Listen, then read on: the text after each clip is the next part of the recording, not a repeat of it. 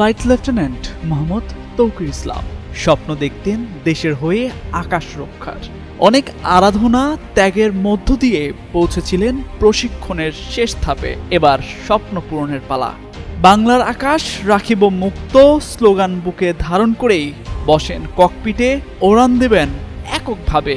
তবে ভাগ্যের নির্মম পরিহাস, প্রশিক্ষণ বিমানের যান্ত্রিক ত্রুটিতেই যেন মুহূর্তেই শেষ হয়ে যায় সবকিছু। স্বপ্নের শেষ দিনই হয়ে যায় জীবনের শেষ দিন।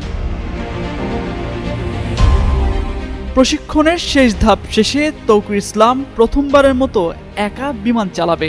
ছেলের স্বপ্ন পূরণ হতে চলেছে এই খবরে সোমবার সকাল থেকেই উচ্ছ্বসিত ছিলেন পরিবারের সদস্যরাও।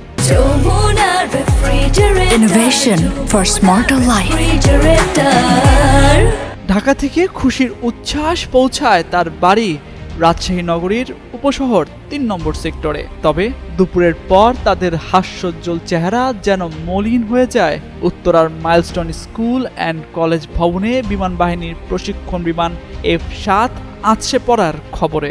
সেই বিমানেই তো ছিল তৌকির ইসলাম। স্বজনরা জানান, বিকেল 5:30 পর্যন্ত পরিবারের সদস্যরা জানতেন না যে তৌকির ইসলাম মারা গেছেন। সে সময় জানতেন তৌকির ঢাকার সম্মিলিত সামরিক হাসপাতালে চিকিৎসাধীন আছেন। বিমান বিধ্বস্তের পর চিকিৎসাধীন তৌকিরকে দেখতে পরিবারের সদস্যরা বিমানযোগে ঢাকা যাওয়ার ইচ্ছে পোষণ করেন। তখন বিমান বাহিনীর পক্ষ থেকে হেলিকপ্টারের ব্যবস্থা করা হয়। পরে নগরীর শাহ মাকদুম থেকে তারা বিমান বাহিনীর বিশেষ হেলিকপ্টারে ঢাকায় রওনা হন।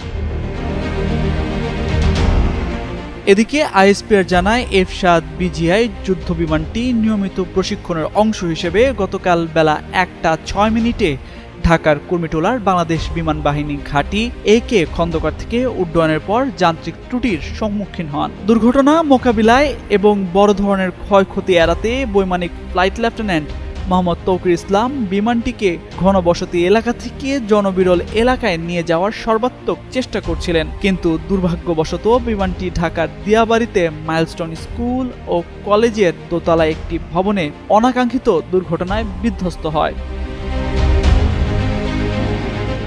অন্যদিকে রাজধানীর উত্তরায় মাইলস্টোন স্কুল অ্যান্ড কলেজে বিমান বিধ্বস্তের ঘটনায় জাতীয় বার্ন ও প্লাস্টিক সার্জারি ইনস্টিটিউটে চিকিৎসাধীন আরও 4 শিক্ষার্থীর মৃত্যু হয়েছে। বিমান দুর্ঘটনায় এ পর্যন্ত নিহতের সংখ্যা বেড়ে দাঁড়ালো 27 জনের। তামজিদ মির্জা, যুগান্তর নিউজ।